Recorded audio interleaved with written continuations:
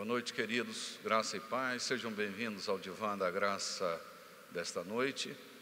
Estamos dando continuidade ao seriado que comecei semana passada, sobre o poder que está oculto na palavra, como a palavra tem poder para criar. A palavra é capaz de criar até confusão, não é? Tamanho é o poder criativo da palavra, como a palavra é capaz de criar. E eu quero começar hoje dizendo para você que o universo, ele é movido por princípios. Haverá exceções, mas o universo é movido por princípios.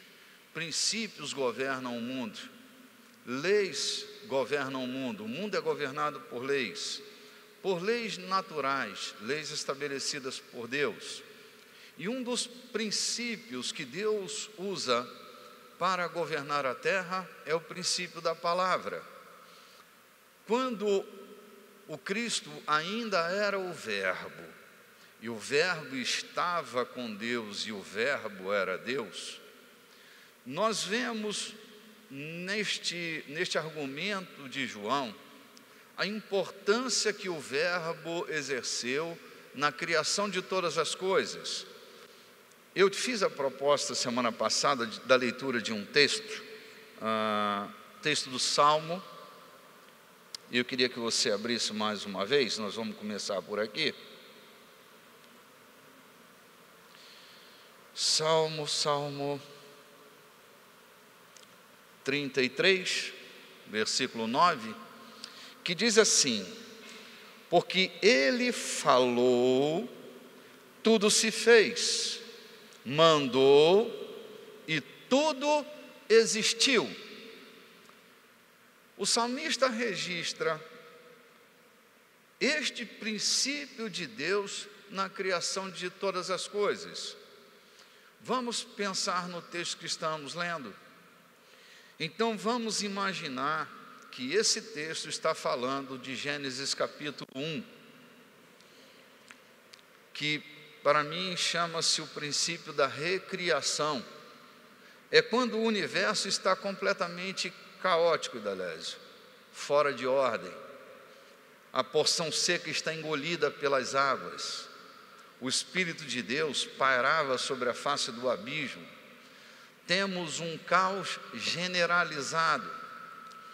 Não sei se vocês se lembram do grande cataclisma, quando a luz é expulsa do céu da eternidade e a luz cai no tempo.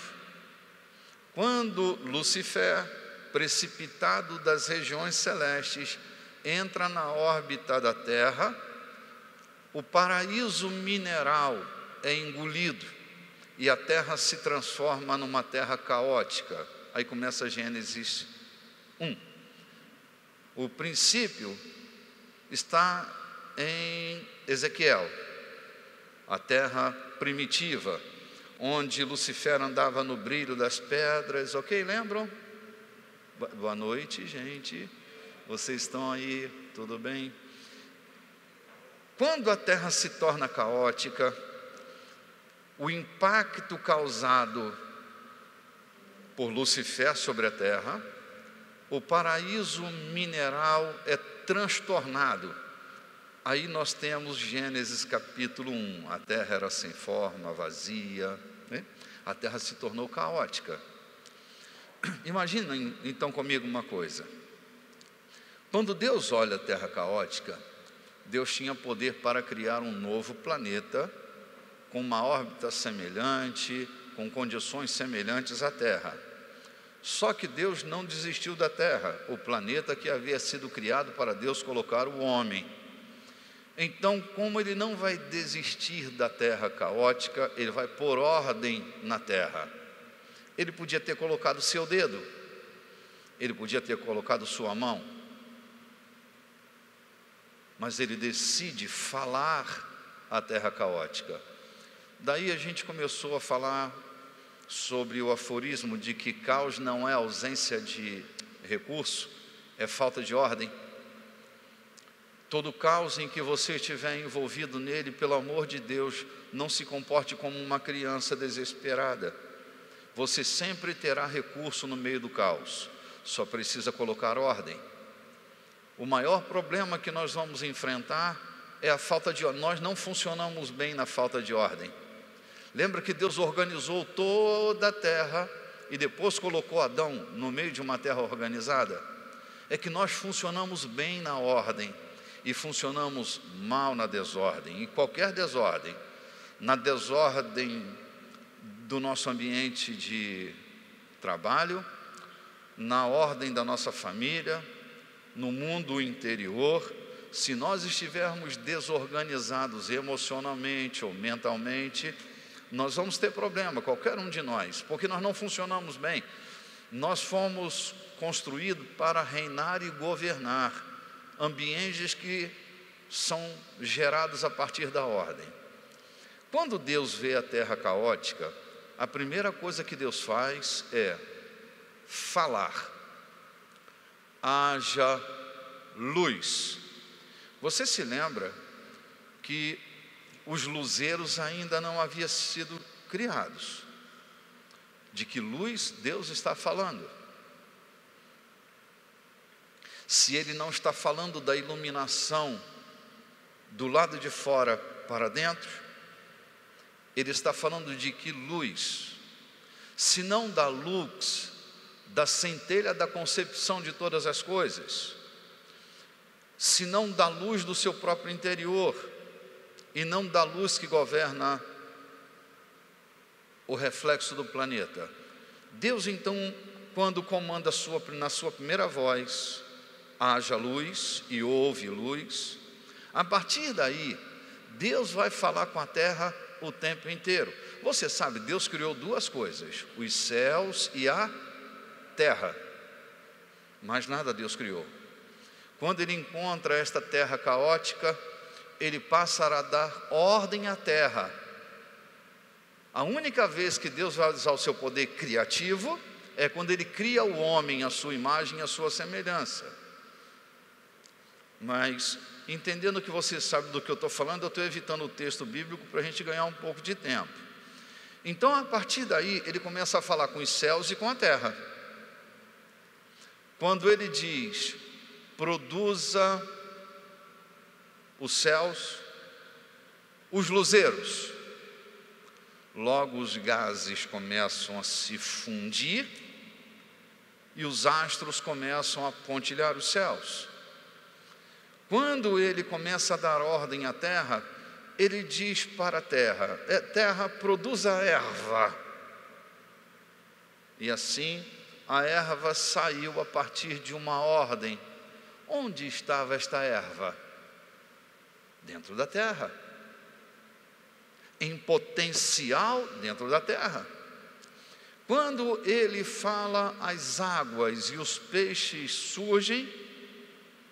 surgem deste movimento das águas e da terra onde estava o peixe. Peixe é água e terra, ok? Deus falou com o universo. O salmista registra isso de uma maneira poética, extremamente assertiva, dizendo que Deus falou e tudo se fez, Ele mandou e tudo apareceu. Este é um princípio pelo qual Deus faz as coisas acontecerem, usando a fala. Ele encontra o caos e, para sair do caos, Ele usa a fala. A fala é mais do que a articulação de uma ideia. A fala, na sua variada forma de expressão, seja ela escrita, articulada, gesticulada, quando você comanda isto, é a chance que a ideia tem de nascer no mundo onde estamos. A chance que sua ideia tem de se manifestar é falar. Vou te dar um exemplo muito fresquinho, né? Às vezes a gente fica carregando os testemunhos de trocentos anos atrás, mas eu vou te falar de coisa fresca, de coisa atual. Domingo eu estava falando sobre sobre a nossa ação social de começar o atendimento ambulatorial aqui na igreja. Eu acabei de falar, vieram 3 médicos no final do culto, além do quarto que já está atuando, vieram 3 médicos e disseram: bispo, pode contar conosco, nossa agenda vai ser cedida para a igreja, nós vamos dar expediente aqui para atender as pessoas da comunidade. Então eu falei, a ideia saiu, ela circulou no mundo onde as pessoas têm acesso. Eliel, assim que terminou o culto, me disse: tinha aqui no culto domingo um senhor que ele é dono de uma distribuidora de medicamentos, e ele disse: fale com o bispo para falar com os médicos, que eles deem uma relação de remédios que habitualmente eles usam, e eu vou manter a farmácia da igreja abastecida. O que eu estou querendo dizer com você, para você, é que há pessoas que nasceram para se unir a você. Se você fala, eles entram em contato. A nossa fala tem o poder de atrair os recursos. Vou me reportar a Maria, mãe de Jesus, brilhante mulher, admirável. Eu não sei porque que os crentes implicam tanto com ela, né? Porque é uma baita de uma inspiração para toda mulher e todo homem. Maria, ela só não é mãe de Deus, não é? Ela é mãe de Jesus segundo a natureza humana, mas uma brilhante mulher. Maria, quando foi visitada pelo anjo, ela não tinha recurso. Fica assustada, porque o anjo vem com uma conversinha que a assusta, né? Ser mãe do Salvador?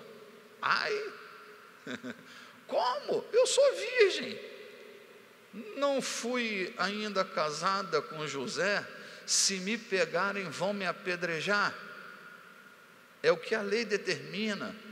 Senhor, como isso pode acontecer? E Deus, quando lhe diz duas coisas, primeiro, descerá sobre ti o Espírito Santo, e a segunda, procura se encontrar com Isabel, tua prima, que é outra mulher que está grávida de um sonho impossível. Só uma pessoa que está grávida de um sonho impossível pode entender uma outra que também está grávida de um sonho impossível. Lembra? João Batista, ela era velha, estéril, tudo bem?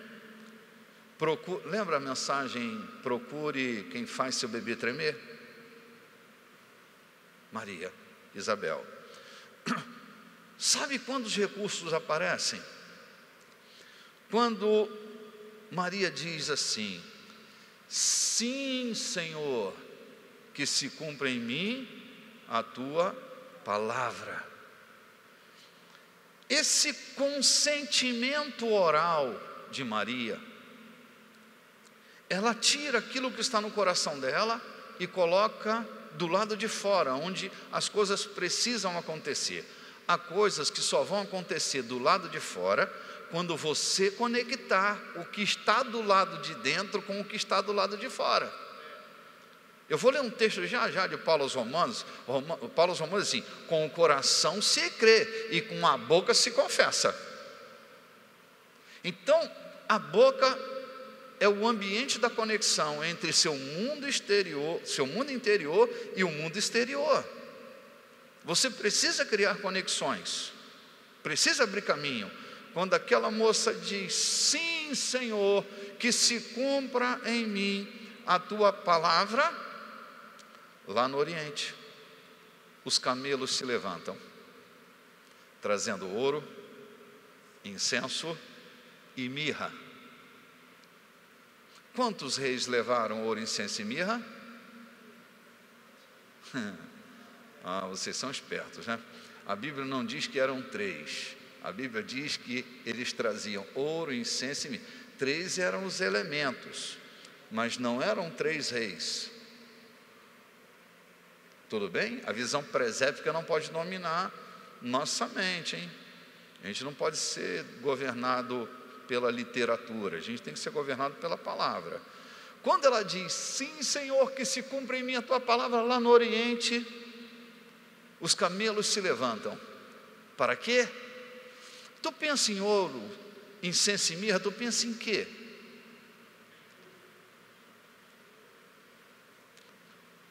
Está pensando num anel? Um rei ia trazendo um anel para o rei dos reis. Tu acha que ele vinha trazendo uma caixinha com um anel? Um rei, quando visitava outro rei, trazia fortunas, recursos. Quando eles vieram ver o rei dos reis, eles trouxeram os recursos para patrocinar o sonho daquela virgem. Porque ela colocou para o mundo do lado de fora, o mundo que está do lado de dentro. Se você crê em alguma coisa na sua vida, pelo amor de Deus, pare de ter vergonha daquilo que você acredita e passe a declarar a sua fé. Não há nada nem ninguém que possa impedir que o caminho de Deus traçado para você se cumpra na face da terra. Eu, quando era menino, quando é menino, a gente imagina muita coisa, com pouco conhecimento bíblico, né? A gente tem um universo fantasístico, monstruoso. Ainda tem uns doidinhos que ajudam a gente a pensar em coisa que não é real, não é? Ainda tem uma música que faz a gente criar uma cultura evangélica paralela, que é o mundo da música, que nem sempre confere com o mundo da palavra. Aí lascou mais ainda. A gente fica amando três, não é não? Eu amo os três. Três deuses que tu tem? Ou tem um só? Né? Mas deixa para lá, não vamos implicar com ele não. Gente boa. Só está com a teologia equivocada, mas gente boa. Me disseram assim: quando tu tiveres um sonho, não fala não, porque vai que o diabo ouve e mete a pata dele. Filho, o diabo não tem poder para tocar em você ou no sonho de Deus para a tua vida. Ele não está autorizado a impedir o sonho de Deus de se realizar na sua vida. Portanto, não tenha medo desse ente maldito. Nosso temor reverencial é ao Pai, ao Filho e ao Espírito Santo, ao Deus uno. A Ele o nosso temor reverencial. Portanto, meu irmão, quando você crê, fale, anuncie. Não deixa de registrar antes, porque senão podem tomar a tua ideia, né? Ok? Vai que roubam a tua ideia. Vai lá no cartório, busca o cartório adequado, faça o registro das tuas ideias, das tuas músicas, das tuas poesias, do teu livro. Depois de registrado, bota a boca no trombone. O princípio da fala é o princípio da criação. Conheci um médico, ele não era conhecido. Ele saiu de uma cidade muito pequenininha no interior do país e foi para a capital, uma das capitais culturais do Brasil. Chegando lá, ninguém conhecia ele, ele não conhecia ninguém, mas ele foi para lá para fazer carreira naquela cidade. Ele usou uma estratégia fenomenal. Como ninguém o conhecia, ele queria se fazer conhecido. Então, em pleno Fla-Flu, jogo de futebol Flamengo e Fluminense, Maracanã, superlotado, ele ia na cabine principal da comunicação do estádio e dizia: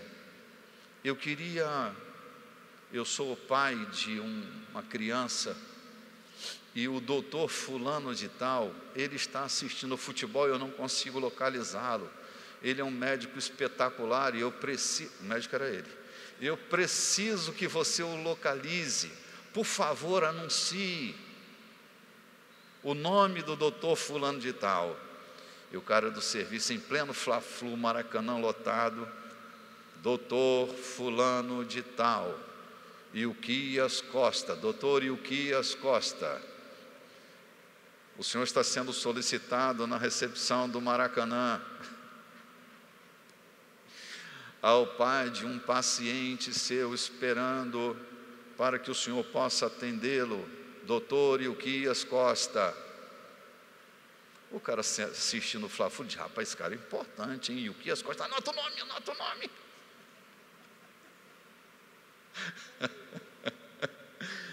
Ele criou uma clientela monstruosa a partir do Fla-Flu. Se você tem uma ideia, se você tem um sonho, se você tem um projeto, alguém precisa saber. E o jeito é expor. Abacuque, o Senhor disse: escreve, documenta, anuncia, expõe a visão, para que até aquele que passe correndo. É o primeiro registro de um outdoor que eu conheço, né? Primeiro outdoor. Quem passa correndo vai olhar e ver e vai se associar à visão. Por que nós estamos na TV? Por que nós estamos na rádio? Por que nós estamos na internet? É que há pessoas que precisam ouvir o que nós estamos dizendo, para que se associe ao Evangelho, se conecte à fé. Então, o teu mundo interior precisa se conectar ao mundo exterior. Aquilo de riqueza que está dentro de você, o mundo precisa conhecer. Você precisa abrir a sua boca. Com o coração se crê. Há pessoas que guardam tudo no seu coração e nunca comunicam. Querido, Deus colocou um princípio. Se você quer que as coisas comecem a funcionar, coisa séria. Um casalzinho, eles se casaram jovenzinhos ainda, e a senhora, com todo carinho com seu marido, durante toda a sua vida, ela cortava o pão, tirava o bico do pão e colocava no prato do marido, com manteiga, e ela comia o meio do pão, durante toda a vida. Um dia, os netinhos foram para a casa deles, e quando ela cortou o bico do pão, os netinhos, cada um pegou um bico do pão e comeu. E ela disse: meu amor, eu sinto muito, mas hoje tu vai ter que comer o meio do pão. Ele disse: graças a Deus. Ela disse: como? Ele disse: eu detesto o bico do pão. Ela disse: mas nós estamos casados há 40 anos, e agora que você vai me dizer que não gosta do bico do pão? Ele disse: nunca tu me perguntaste nada. Ela disse: o meu melhor é o bico do pão. Eu estou te dando o meu melhor. E diz: eu detesto o bico do pão. Há 40 anos que eu como esse bico do pão. Há coisas que as pessoas que estão ao seu lado precisam saber. Não fica pressupondo que as pessoas vão entender. Às vezes elas não entendem sinais que você dá. Às vezes é preciso falar. Deus nos colocou num mundo maravilhoso. Cara, acho que eu vou dar uma volta grande. Vocês estão com paciência? Obrigado pela paciência. Eu vou dar um salto grande. Cara, Deus sempre tentou fazer com que o homem entendesse seus desejos. Aí na nossa matemática nós temos um decálogo. 10 mandamentos. O que são os 10 mandamentos? 10 mandamentos são 10 ordens de Deus para que o homem entenda o que é que Deus está pensando sobre o relacionamento do homem com os outros homens e do homem com seu Deus. Lembra? 5 mandamentos numa tábua e 5 mandamentos na outra. Uma tábua fala da relação do homem com o homem e a outra tábua fala da relação do homem com Deus. 10 mandamentos, o decálogo. Para que estes 10 mandamentos fossem muito bem entendidos, Deus deu a Moisés 613 preceitos. Os preceitos são a interpretação do decálogo. é o decálogo destrinchado. Era a doutrina do decálogo, escrita. Era Deus querendo que o homem o entendesse. Era o verbo que era verbo, criando coisas. Mas, quando o verbo encarnou, ou seja, as ideias de Deus se tornou carne, quando Jesus nasce na pele do homem, era sua boca manifesta na carne, era sua vontade explícita, era a glória que nós podíamos ver. Ele produziu um mandamento. Novo mandamento vos dou, que vos ameis uns aos outros, assim como eu vos amei. Esta é a lei, estes são os profetas. Quando você articula o verbo, você diminui distâncias. Quando você fala, as distâncias se encurtam. Portanto, é importante você abrir a sua boca. A fé, ela, quando é guardada no coração, ela tem um resultado, mas quando ela é falada, ela tem outra. Dando um toque no texto da semana passada, a gente sempre ouve: a fé remove montanha, a fé remove montanha, a fé remove montanha. Mas não foi isso que Jesus disse. Se você tiver fé no seu coração, fé como um grão de mostarda, e disser a este monte, monte, fale ao monte, monte, erga-te e lança-te no mar, assim será. O que Jesus está dizendo é que você precisa criar conexão entre os montes que se levantam na sua vida e a fé que você tem no seu coração. Se você tem fé aqui, mas não ordena ao monte, não põe ordem no monte, a fé vai ficar guardada aqui e o monte parado lá. Vai ser um flerte, mas não uma fé produtiva. Na fé produtiva, você precisa aprender a dar ordem. Você podia expulsar demônios, como o Dini Eugênio, né? E o demônio. Mas a ordem é: em nome de Jesus Cristo, saia. Esta fala carrega a autoridade de onde ela vem. E o impacto do nome de Jesus faz com que os demônios saiam de onde eles estão atormentando. Então precisamos usar a nossa fala responsavelmente para produzir efeitos. Agora vamos ao tempo de hoje. Preparados aí, gente, para a gente começar? Não sei se vamos começar. O texto que eu citei é Romanos 10, 9. Se com a tua boca confessares que Jesus é o Senhor, e com o teu coração creres que Deus o ressuscitou dentre os mortos, serás salvo. Com o coração se crê e com a boca se confessa. Com o coração se crê e com a boca se confessa.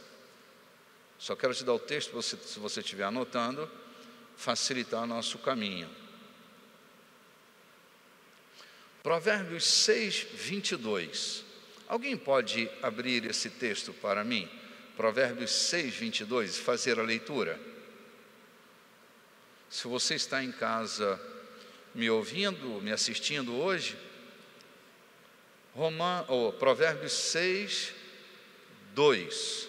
Você pode pegar a sua Bíblia e ler. O que diz o texto de Provérbios 6, 2? Assim tão alto até dificulta eu ouvir.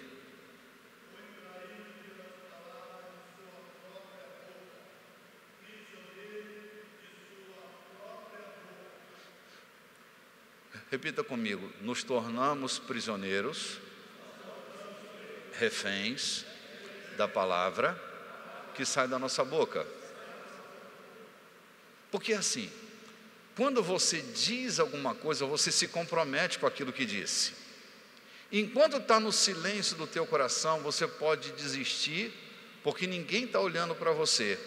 Mas quando você fala, quando você pronuncia uma palavra, você se torna responsável pelo que disse. Por isso, ao crer, seja mais responsável do que admitir a possibilidade. Comprometa-se com a realidade. Olha o que eu estou te falando. Eu posso crer no coração, acreditando na possibilidade, mas quando eu abro a boca e falo, eu estou me comprometendo com a manifestação da realidade. Posso me fazer entender no que eu estou te falando? Eu me torno refém das coisas que eu digo. Se eu digo que sou um santo e me comporto como um profano, a incoerência vai ser manifesta. Mas quando eu digo que sou um santo, eu vou arrancar de mim um comportamento refém daquilo que saiu da minha boca. Então eu preciso me comprometer, e é preciso ter cuidado, porque você se torna refém daquilo que você diz, se torna prisioneiro, você gera legalidade com as coisas que você fala. Quando você abre a sua boca, você cria legalidade do lado de fora, você estabelece uma concessão. Então, cuidado ao falar as coisas que você fala, porque as palavras não voltam vazias, hein? Não se engane, palavras não voltam vazias.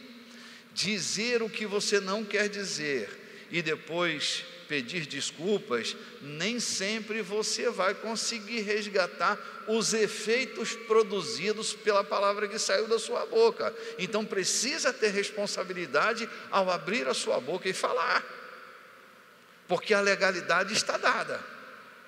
Não mande embora se você não quer que vá. Não diga eu não quero se você quer. Não diga eu quero quando você não quer. Quando Jesus diz, seja a tua fala sim, sim, e não, não.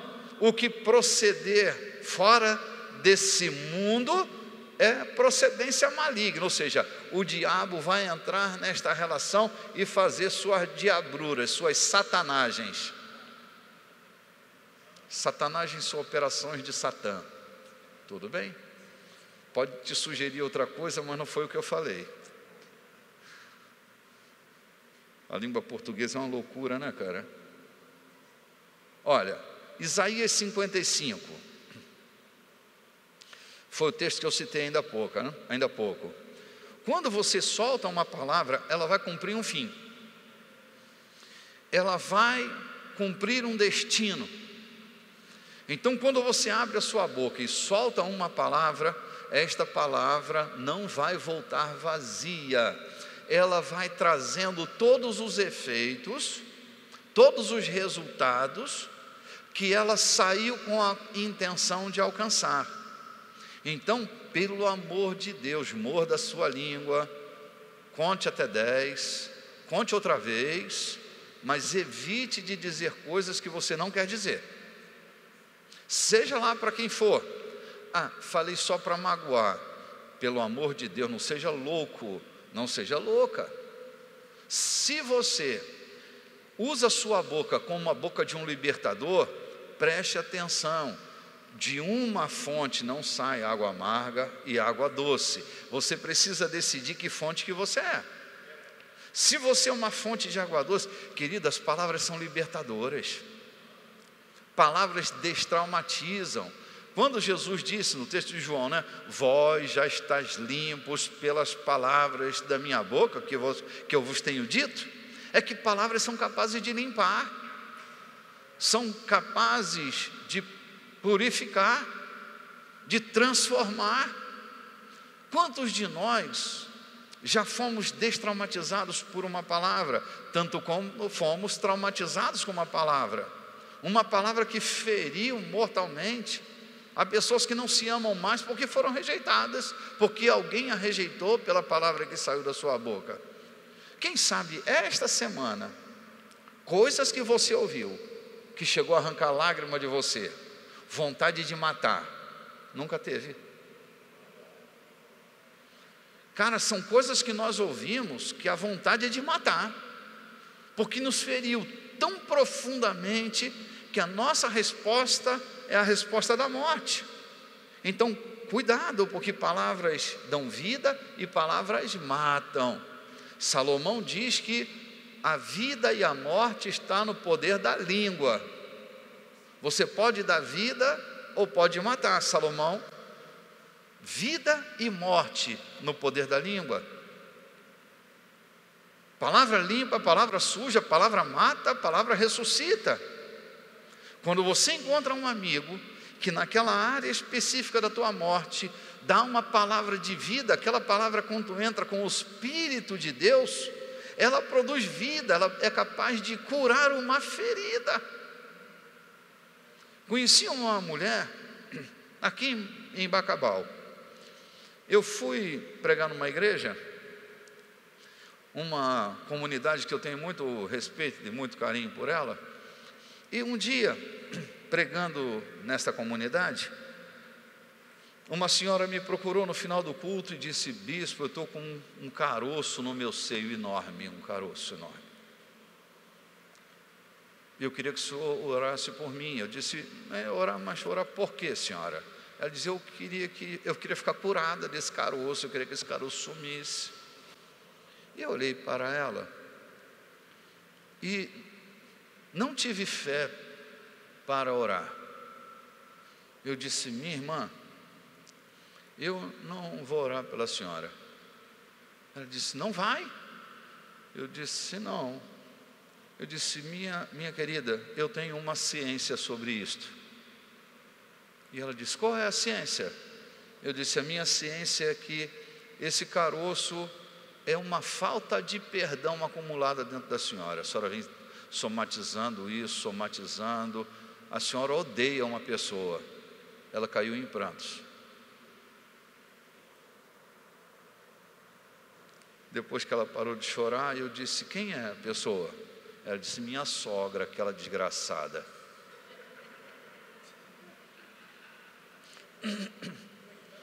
Eu disse: não, no caso dela, né? No caso dela, não é que as sogras geram caroço no seio. Eu disse: por que a senhora odeia tanto sua sogra? Ela diz: aquela desgraçada acabou com o meu casamento.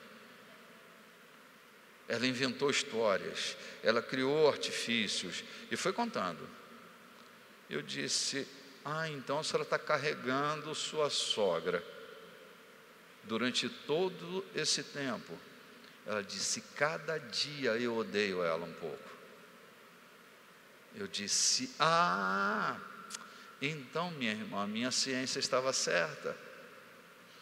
Eu disse: a senhora quer voltar para casa com esse caroço e com sua sogra agarrada na sua carne, ou a senhora decide ser curada essa noite? Ela disse: eu quero ser curada. Eu disse: eu tenho um remédio, que é tiro e queda. Ela disse: me deu o nome. Eu disse: perdão. Meu filho, o diabo difícil de sair da vida da pessoa, esse tal de perdão, o tal do ódio, né? Ela disse: como eu vou perdoá-la se eu a odeio tanto? Eu falei: vai sair pela sua boca. Ela regalou o olho. Eu estou devagarzinho aqui para você entender como é que a coisa funciona. Eu disse: vai sair pela tua boca. Porque assim como a senhora tem odiado e dito todo dia que a odeia, a senhora vai ter que agora abrir o seu coração, porque esse veneno vai ter que sair, minha irmã. O que contamina a senhora não é o que entra, é o que está saindo agora aí, é esse veneno chamado falta de perdão. Ela brilhou, os olhos brilharam. Eu disse: ela entendeu. Eu disse: então é agora. A senhora quer tirar essa senhora da sua vida?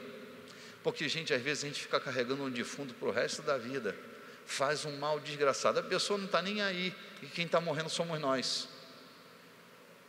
Ela disse: eu quero. Eu disse: vamos lá então. Como é o nome dessa senhora? Ela disse o nome da senhora. Eu disse: muito bem, vamos agora.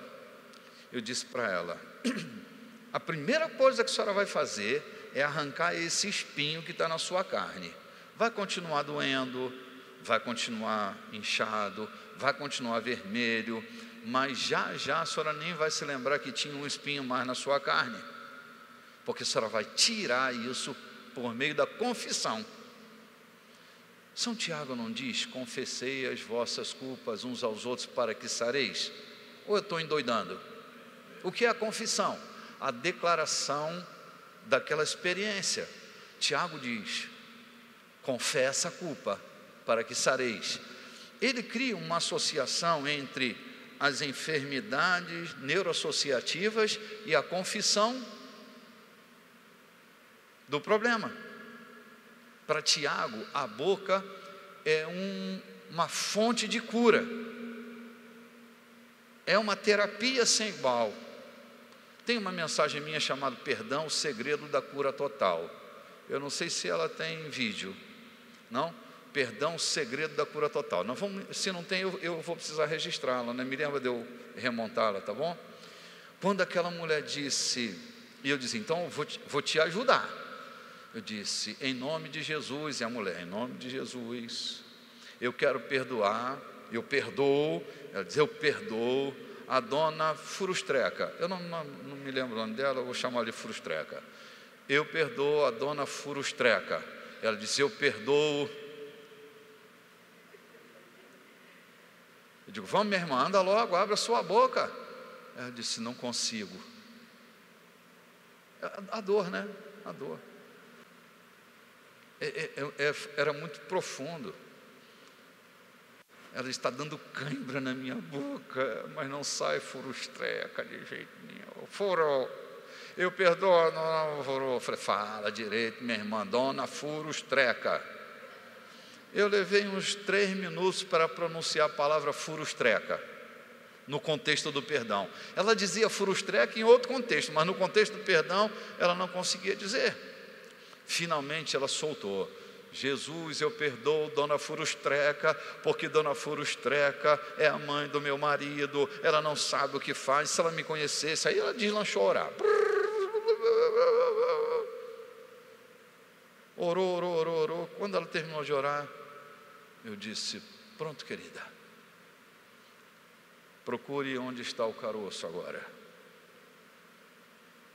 Aí foi outra choradeira.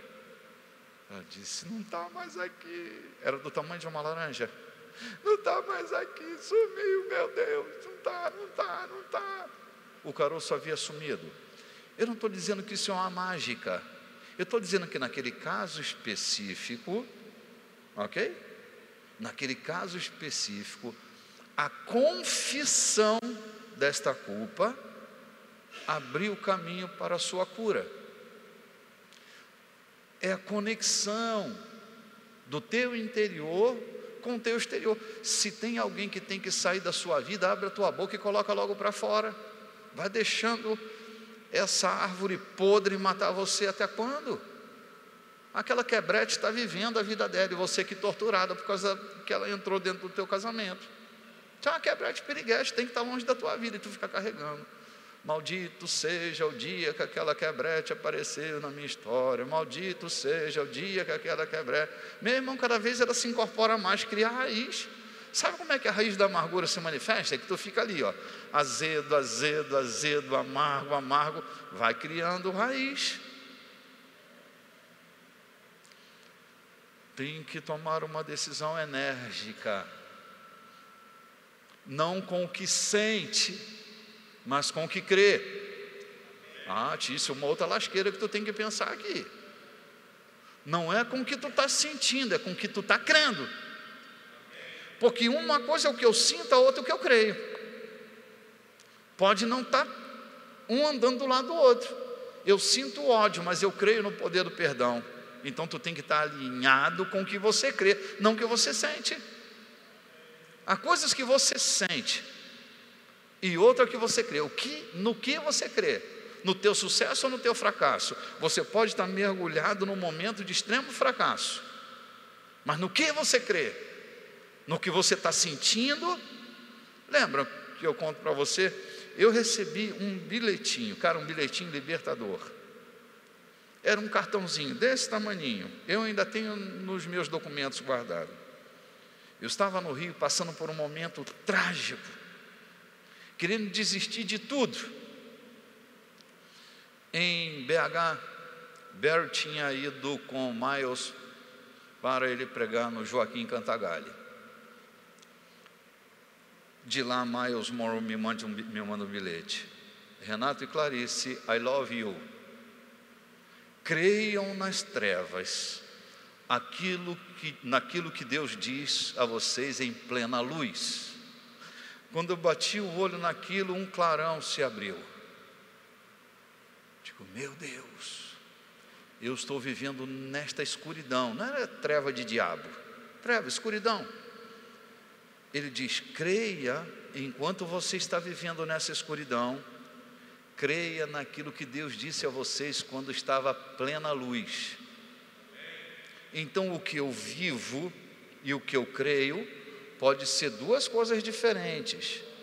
O desconforto de você experimentar ou experienciar aquela realidade pode levar você a grande frustração. Portanto, não tire o olho e não pare de falar daquilo que Deus disse a você em plena luz. No momento, eu não estou vivendo exatamente de acordo com aquilo que Deus me falou. Então, o que eu vivo vai passar. Por isso é importante nós nos lembrarmos da palavra aos Hebreus, que é, mantenha firme a confissão da vossa esperança, porque fiel é aquele que fez a promessa. Porque no momento do aguardo, o desconforto é tão grande que você tem que se casar com aquilo que você crê. Tem que manter uma aliança firme com as coisas que você acredita. Porque senão você vai voltar para trás. Você vai desanimar.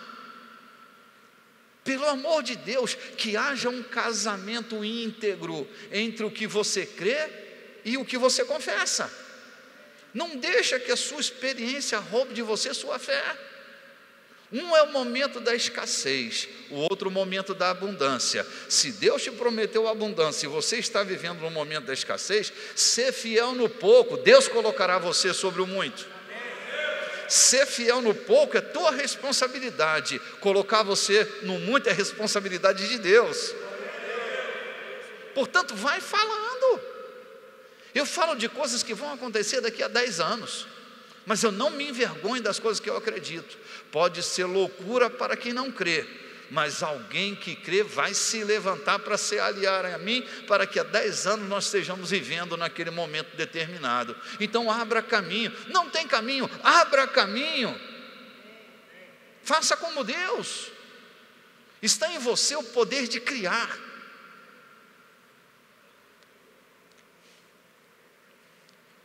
Charlie Chaplin, um dos meus heróis. Li recentemente a biografia de Charlie Chaplin. Tem um momento interessante. Não sei se vocês sabem, mas Charlie Chaplin, seu pai morreu, sua mãe morreu, ele e o irmão foram para um orfanato. A limitação de um orfanato. E ele disse que à noite ele saía para revirar o lixo e tentar encontrar alguma coisa para comer no lixo da cidade, porque a condição era extremamente precária. Um descendente de judeu, largado dentro de um orfanato, vivendo no limite que estava vivendo. E ele diz assim: eu ainda estava vivendo num orfanato, revirando o lixo da minha cidade para me alimentar, mas eu acreditava e precisava continuar acreditando: eu sou o maior ator do mundo. Eu reviro o lixo, eu como a comida do lixo, mas eu creio e necessito continuar acreditando: eu sou o maior ator do mundo. Meu irmão, traga o futuro para dentro do seu presente. Se o seu futuro é glorioso, atraia ele. Quando o momento aqui for de escassez, sorria com a glória do futuro. Se alimente daquilo que Deus falou com você. Vibre com as coisas que Deus tem colocado dentro do teu coração. Pode ser que a situação hoje seja desfavorável, mas você aprendeu com o apóstolo Paulo: não viver por vistas, mas viver pelo que crê. Um é o homem que vive pelo que vê, ele é impactado pelas circunstâncias e não consegue ir adiante. O outro é o homem que decide mudar a percepção da sua vida. Nossos olhos serão traidores em algum momento e a nossa visão vai nos guiar. Meus olhos me traem, minha visão me guia. Uma vez mais. O que significa isto? Que um dia tu está revirando o lixo para comer, mas você não pode deixar de crer que você é o maior ator do mundo, que você é o maior pastor do mundo, que você é o maior profissional do mundo, que você é o maior artista do mundo, o maior escritor, o maior advogado, o maior juiz, o maior desembargador, o maior jurista deste planeta. Você precisa crer nas coisas que Deus fala com você. Neste momento, alimente a sua alma com a palavra que procede da boca de Deus. Eu ainda ouço Jesus falar: um homem não pode viver só de pão, um homem não pode ser refém das suas necessidades. Se a gente se tornar refém das necessidades que a gente tem, a gente vira animal e só animal. Nós vivemos da palavra que procede da boca de Deus, disso viverá o homem. Querido, haverá um momento em que a escassez será total. Isso provará quem você é. Se você é alguém que vive pela necessidade, você não vai sair nunca mais do deserto tentando transformar pedra em pão. Mas se você é alguém que vive da palavra que procede da boca de Deus, Deus vai levantar os anjos para servirem você no meio do deserto onde você se encontrar. Essa é a condição de você viver aquilo que você crê. Então vai falando, fala para o diabo: diabo, eu posso transformar pedra em pão? Sim, mas eu decido obedecer à vontade de Deus, eu não vou fazer isso. Declare para ele que o capítulo seguinte é o capítulo da provisão de Deus manifesta na sua vida. Oh, gente, chegou ao fim. Se não tivesse chegado, ia chegar agora, que eu estou perdendo o fôlego já.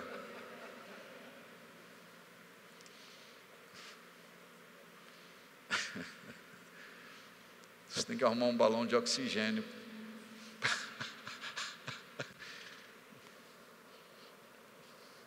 Eu me lembro de um tempo em que eu pregava aqui, do começo ao fim da mensagem era assim, essa euforia toda, né? Acho que isso não foi bom para a minha saúde. Mas eu não posso deixar de animar você, de fechar os seus olhos e ter a certeza de que você está em umas mãos tão confiantes, de que você não vai se perder, de que você vai chegar lá. Então sorria um pouco mais pela glória que está por vir. Se a minha esperança em Cristo se limita apenas a esta vida, eu sou o mais miserável de todos os homens. Deus tem uma promessa que ultrapassa os limites das circunstâncias. Lá está o meu tesouro. Promessa, aqui vou eu. Promessa, aqui eu me encontro alinhado com o meu destino, e tu vais ser cumprida na minha vida, porque o Deus de promessa em quem eu creio de todo o meu coração, não vai me deixar morrer frustrado. Eu viverei, o meu Redentor vive e por fim se levantará. Em nome de Jesus Cristo, faça daquilo que você crê e aquilo que você confessa uma unidade indissolúvel. Faça da sua fé e da sua fala uma coisa extensão da outra, que não haja dissonância entre o que você crê e o que você confessa.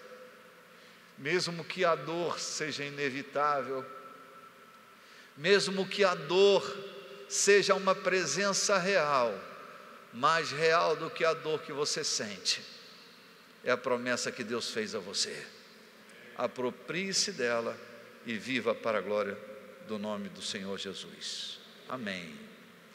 Bom estar com você, você que me assistiu ao vivo pela internet, você que está me assistindo pela TV, você que nos ouve na rádio web, prazer enorme estar com você esta noite. Voltamos no domingo pela manhã para mais um encontro formidável com a palavra de Deus.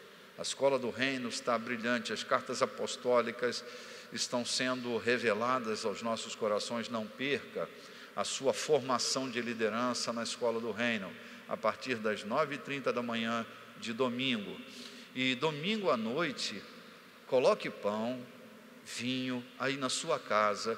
Se você tem o impedimento de ir a uma igreja para participar do momento eucarístico, coloque o pão e o vinho, nós vamos cear juntos. Será uma mesa eucarística brilhante que nós estamos preparando para você nesse próximo domingo. Há pessoas que estão fora do país comendo e bebendo conosco nos domingos da Santa Ceia de Nosso Senhor.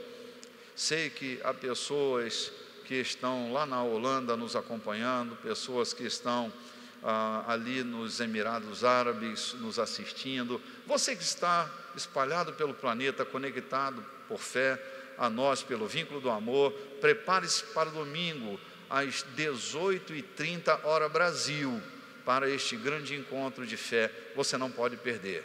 Desejo graça e paz. Até a próxima oportunidade. Shalom.